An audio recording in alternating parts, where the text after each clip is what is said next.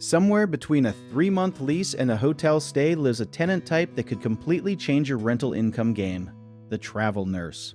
These healthcare heroes show up in your city for 13 weeks at a time, need a fully furnished place, and usually have a paycheck more reliable than your Wi-Fi password. The midterm rental market blew up partly because hospitals never stopped needing contract staff, and travel nurses became the gold standard tenant for furnished rentals in the 12 to 90-day range. If you have never heard of this niche, picture Airbnb's responsible older sibling who pays on time and actually knows how to use a thermometer. Now, before you start building a Pinterest board called Travel Nurse Bedroom Inspo, you need to understand one thing above everything else. The Fair Housing Act does not care how niche your rental strategy is. It protects people from discrimination based on race, color, national origin, religion, sex, familial status, and disability. And yes, that absolutely applies to you even if you own one property. Here is where landlords accidentally get themselves into legal hot water without even meaning to. You cannot screen people differently based on where they are from, what they look like, or what kind of medical job they have, because those factors have a sneaky way of overlapping with protected classes faster than you can say whoops. So what can you screen for? Because there has to be a legal path here, and there absolutely is. You can screen for verifiable income, rental history, employment verification, credit checks, and references. The same boring but bulletproof criteria you would use for any tenant applying to your property. Travel nurses almost always get paid through staffing agencies, and those agencies are your best friends during the screening process. Ask for a copy of the employment contract from the agency because it will show the assignment location, start date, end date, and the hourly rate, which tells you everything you need to know about whether they can afford your rent without any guesswork. A common mistake landlords make is requiring a minimum credit score that is way higher than what the income actually warrants.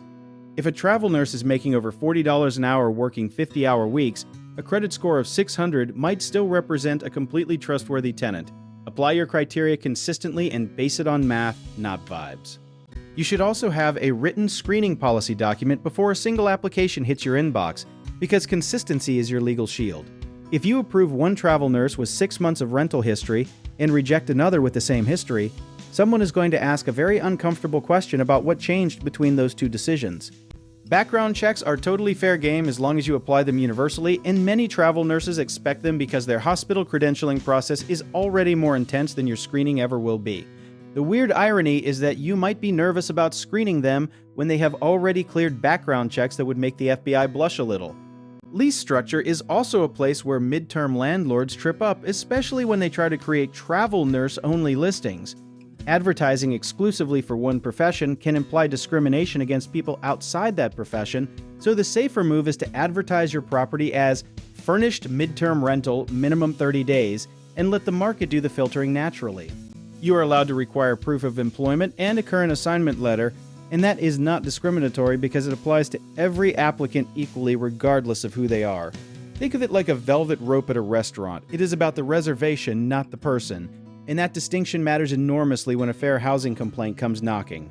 Rent-to-income ratios work great here because travel nurse pay is documented and predictable for the length of the assignment. Most landlords use a 3-to-1 ratio, so if your rent is $3,000 a month, you want to see gross monthly income of $9,000. And a travel nurse on a solid agency contract will clear that hurdle pretty easily on paper. One thing worth mentioning is that you should never ask about medical specialties, hospital departments, or patient populations during the screening process, even out of casual curiosity.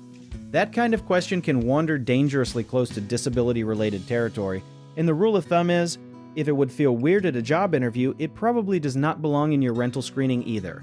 The midterm space rewards landlords who treat their screening like a system and not a gut feeling, and travel nurses reward good landlords with clean stays and quiet neighbors because they are genuinely exhausted from 12-hour shifts. You build the right process once, you protect yourself legally forever, and then you collect consistent income from tenants who are too tired to throw parties. If you want to learn more about how our company helps landlords navigate midterm rentals, travel nurse placement, and fair housing compliance with confidence, go ahead and check out the links in the description.